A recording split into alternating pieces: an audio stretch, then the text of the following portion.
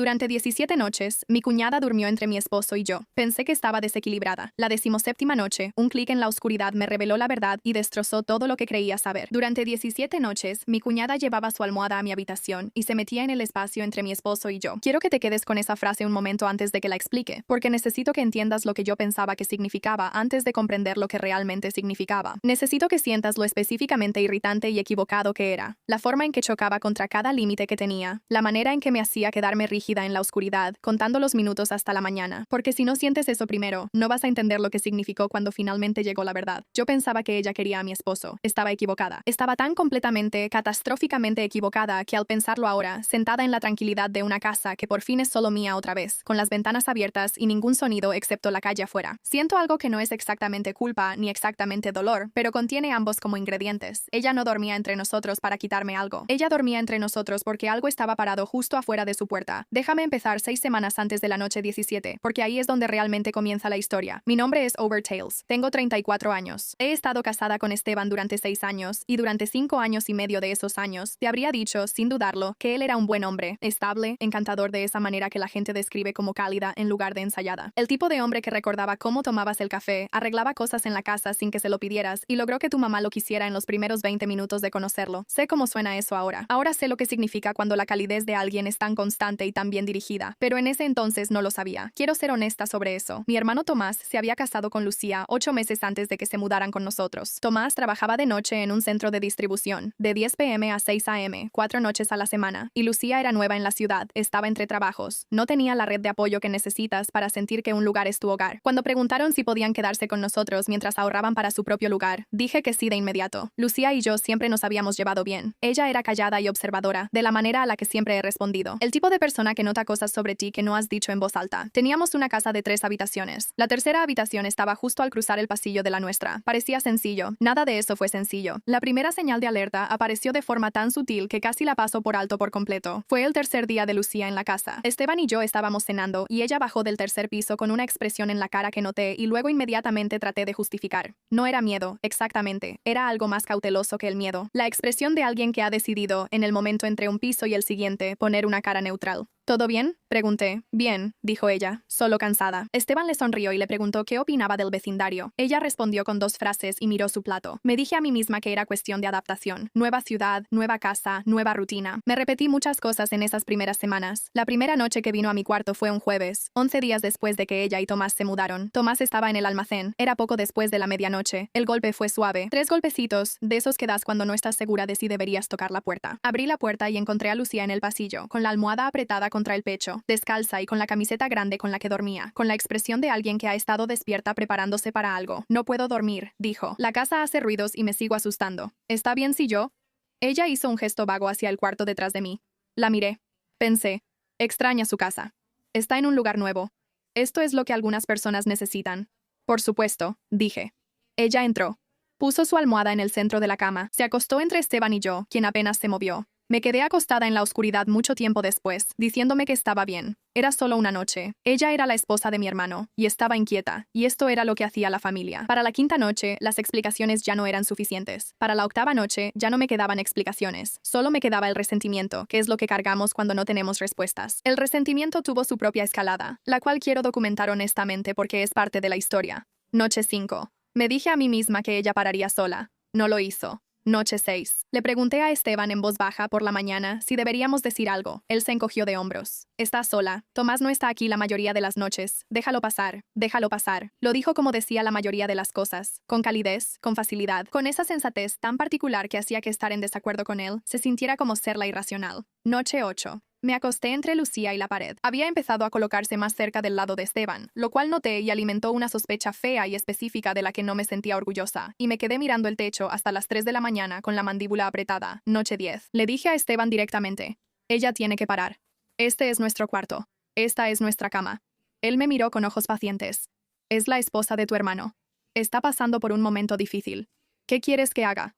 ¿Que la eche? Quiero que pongas un límite, le dije. Quiero que digas algo. Estás haciendo esto más grande de lo que es, dijo él. Noche 12. Fui directamente con Lucía. Me senté en la orilla de la cama del tercer piso en la tarde mientras Tomás dormía antes de su turno, y le dije tan suavemente como pude. Lucía, necesito entender qué está pasando. ¿Por qué no puedes dormir aquí? Ella me miró.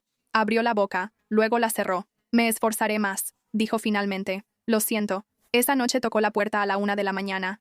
La dejé entrar, no porque quisiera, sino porque lo que fuera que estaba pasando en su rostro cuando estaba parada en esa puerta era algo para lo que aún no tenía palabras, y no sabía qué estaría rechazando si le decía que no. Noche 14. Llamé a mi mamá. Le dije de manera indirecta que estaba teniendo problemas con Lucía viviendo con nosotros. Mi mamá preguntó si era algo serio. Le dije que no lo sabía. Ella dijo, mija, a veces la gente pasa por cosas que no puede explicar mientras las está viviendo. Ten paciencia. Colgué, sintiéndome peor que antes. Noche 15. Vi a Esteban dormir junto a Lucía, y noté por primera vez algo que debía haber notado antes. Su respiración era demasiado medida, demasiado pareja, la cualidad específica de alguien que está despierto y ha decidido fingir que duerme. Me dije a mí misma que estaba siendo paranoica. Noche 16. Casi le pedí a Lucía que se fuera. Me senté en la cocina a medianoche esperando el golpe en la puerta, ensayando la conversación, tratando de encontrar una versión que fuera firme sin ser cruel. Ella tocó, me levanté, fui a la puerta. Ella estaba temblando, no visiblemente, no de manera dramática. El temblor estaba en sus manos, un pequeño temblor involuntario en los dedos que sujetaban su almohada. Sus ojos estaban muy abiertos, de esa manera en que los ojos se abren cuando la adrenalina ha sido la experiencia dominante por tanto tiempo que empieza a notarse en el rostro. No le pedí que se fuera, me hice a un lado. Ella entró, me quedé acostada en la oscuridad, incapaz de dormir, repasando una y otra vez la pregunta que no podía responder.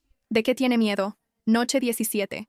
Había caído en algo entre el sueño y la vigilia, esa semiconciencia superficial e insatisfactoria que tu cuerpo acepta cuando el descanso completo no es posible. Cuando lo escuché, clic, un sonido, mecánico, preciso, proveniente de justo afuera de la puerta del dormitorio. Mi cuerpo lo entendió antes que mi mente. Cada músculo se puso rígido de inmediato, de la misma manera en que tu cuerpo responde a una amenaza que percibes antes de poder pensar. Luego la luz. Una delgada línea blanca bajo el marco de la puerta, brillante, moviéndose, inclinándose lentamente hacia arriba, como si algo estuviera buscando. La mano de Lucía encontró la mía bajo la cobija, en la oscuridad, sin titubear, como si hubiera estado despierta y esperando y supiera exactamente dónde estaba mi mano. Me apretó una vez, fuerte. No te muevas. No me moví, no respiré. Me quedé ahí acostada, con el corazón latiendo tan fuerte que estaba segura de que podía escucharse desde el pasillo. Y vi a Lucía levantar lentamente y con cuidado la cabeza de la almohada y colocarla en el camino del haz de luz, bloqueando lo que estuviera del otro lado para que no pudiera ver claramente dentro del cuarto. La luz se mantuvo encendida por 2 segundos, luego se apagó. Pasos en el pasillo, no apresurados, controlados, alejándose de la puerta hacia las escaleras, deliberados, retirándose. Me quedé ahí acostada mucho tiempo después de que el sonido desapareció, catalogando las cosas que sabía. El sonido del clic, una linterna o un teléfono, algo con un haz de luz enfocado, alguien parado en nuestra puerta en medio de la noche y alumbrando con una luz por debajo de ella, alguien que ya había hecho esto antes, que tenía una forma ensayada y deliberada de hacerlo. Junto a Lucía, la respiración de Esteban era lenta y regular, todavía dormido, completamente sin alterarse. Pensé en esa respiración, en cuánto tiempo llevaba escuchándola. En la noche 15, cuando noté que era demasiado medida y me dije a mí misma que estaba siendo paranoica. No estaba siendo paranoica. Esperé hasta que la mano de Lucía aflojó su agarre en la mía, hasta que la habitación estuvo en silencio durante 20 minutos, y entonces giré la cabeza y la miré en la oscuridad. Ella ya me estaba mirando. Sus ojos decían, lo sé, el techo, susurró, en la mañana. A la 1:30 de la mañana, demasiado alterada para dormir, seguí a Lucía por la estrecha escalera hasta la parte plana de nuestro techo, donde a veces tendíamos la ropa. La ciudad se veía tenue y lejana. Se sentó con los pies descalzos sobre el concreto y los miró fijamente durante un largo momento antes de empezar a hablar. Quiero contarte lo que ella me contó, y quiero hacerlo con cuidado porque le pertenece a ella, y me lo confió.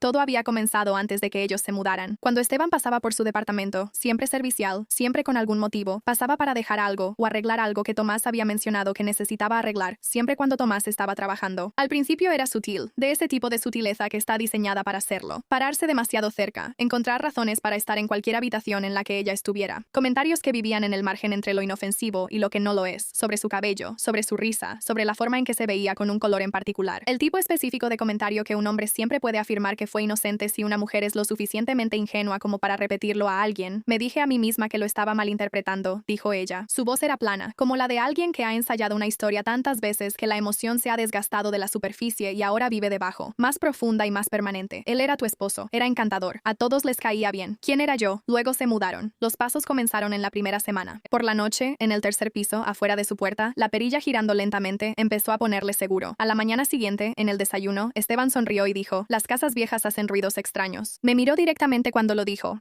Lucía, y entendí que me estaba diciendo, nadie te va a creer, que él ya había construido la historia. Casa vieja, ruidos extraños, esposa recién casada y nerviosa en una ciudad desconocida. Se me enfriaron las manos. ¿Por qué venir a mi cuarto?, pregunté. Incluso mientras lo preguntaba, sentí que la respuesta llegaba. Porque él no intentará nada contigo ahí. Su voz se quebró en la última palabra. Una sola fractura, rápidamente controlada. Pensé que si me ponía en un lugar donde él no pudiera alcanzarme sin pasar por ti, sin hacerse visible, se detendría. Ella miró sus manos, y cada noche él se paraba en esa puerta y revisaba. Me quedé pensando en eso. 17 noches de lo que yo había interpretado como una invasión inexplicable. Eran 17 noches de una mujer usando la única protección disponible para ella en una casa donde la amenaza era la persona en la que más confiaba. Necesitamos pruebas, dije. Mi voz salió diferente de lo que esperaba, más suave, más segura, algo de lo que él no pueda salir con una sonrisa. Lucía me miró. Sé por dónde empezar, dijo. A la tarde siguiente, la regadera de Esteban estuvo encendida durante 12 minutos. Tenía exactamente 12 minutos. Había pensado en esto en la azotea, donde él guardaba cosas, donde estaría un segundo teléfono, el tipo de teléfono que guardas para un propósito que no puedes asociar con tu número principal. El escritorio de Esteban estaba en la pequeña habitación junto a la cocina que usaba como oficina en casa. Yo había estado ahí cientos de veces. Sabía que el cajón superior tenía la arqueología específica de un hombre que no se organiza. Recibos viejos, monedas sueltas, un reloj roto, 3 plumas que no servían. Lo abrí. Debajo de los recibos, debajo de las piezas sueltas, había un teléfono negro que nunca había visto antes, sin pantalla de bloqueo, sin código de acceso. Lo abrí con las manos completamente firmes, que es algo que he notado de mí misma en momentos de verdadera crisis. Mis manos dejaron de temblar y mi mente se aclaró mucho, como si mi cuerpo entendiera que este no es el momento. Se abrió la galería de fotos. No voy a describir todo lo que vi con detalle. Lo que te voy a contar es suficiente. Había imágenes de varias mujeres tomadas de cuentas de redes sociales, recortadas y guardadas con un enfoque y una especificidad que contaban una historia sobre la persona que las guardaba. Había imágenes de Lucía en nuestra azotea, tomadas desde la ventana del tercer piso en un ángulo que confirmaba planeación y posicionamiento sin que ella lo supiera. Y había un video, de 3 segundos de duración, grabado en la oscuridad, con una cámara moviéndose lentamente hacia una puerta entreabierta, deteniéndose en el umbral. La regadera seguía encendida. Abrí mi teléfono. Conecté los dos dispositivos mediante transferencia de archivos por Bluetooth, de la misma manera en que había compartido fotos de vacaciones con Tomás cientos de veces, y transferí todos los archivos relevantes en 2 minutos y 40 segundos. Dejé el teléfono negro exactamente como lo había encontrado.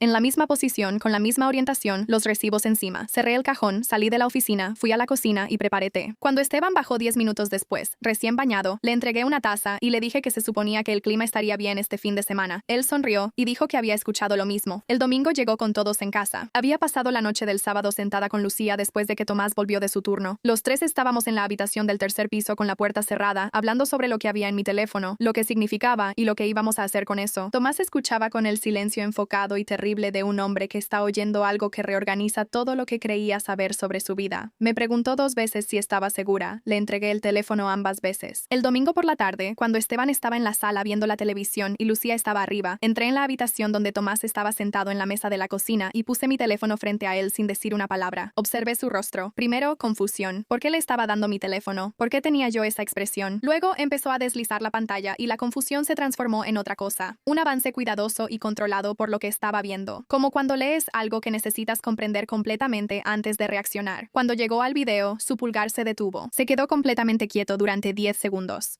¿De quién es este teléfono?, dijo. Ya lo sabía. De Esteban. Desde arriba, Lucía hizo un sonido que nunca podré describir completamente.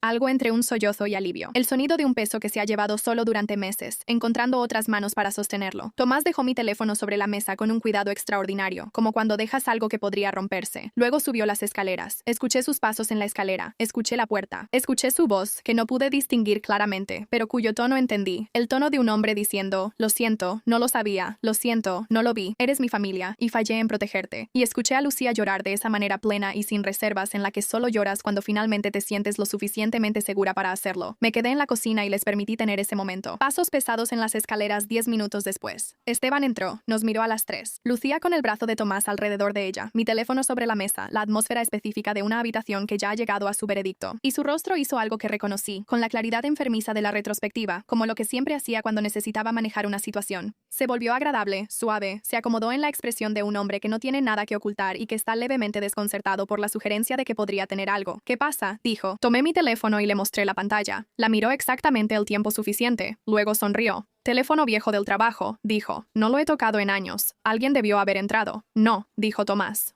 Una palabra, muy suave. La voz más suave que jamás había escuchado de mi hermano. Esteban se volvió hacia él, abrió las manos en el gesto de un hombre falsamente acusado, herido, desconcertado, generoso en su paciencia. Tomás, tú me conoces. ¿De verdad crees que yo alguna vez...? Mi mamá apareció en la puerta de la cocina. Había venido para el almuerzo. Mal momento, buen resultado. Observó la habitación. Lucía junto a Tomás, su brazo alrededor de ella, mi teléfono en mi mano, Esteban con las manos abiertas en una inocencia ensayada, y en su rostro estaba la pregunta. Crucé la cocina y le acerqué la pantalla a la cara. Ella no quería mirar. Vi cómo decidía no hacerlo, el pequeño sobresalto de una mujer que entiende que, una vez que ve algo, no puede dejar de verlo. Y luego miró de todos modos, porque es mi madre, y nunca, en 62 años de vida, ha elegido la ignorancia cómoda sobre la verdad difícil cuando la verdad era sobre alguien a quien amaba. Miró. La mano que se llevó a la boca no fue una actuación. Yo conozco las actuaciones de mi madre. Esto era real. El gesto de una mujer que está absorbiendo algo que acaba de reorganizar la estructura de su comprensión. Cuando levantó la vista de la pantalla, todo rastro de incertidumbre había desaparecido. Esteban empezó a decir su nombre. Deja de llamarme así, dijo ella. Su voz era de hielo, completa. La voz de una mujer que ha cerrado una puerta y la ha cerrado con llave. Tomás tomó su teléfono. Marcó. Esteban me miró entonces, una última vez, con la expresión cambiando debajo del encanto hacia algo más frío y más honesto que cualquier cosa que me hubiera mostrado en 6 años. No era exactamente enojo,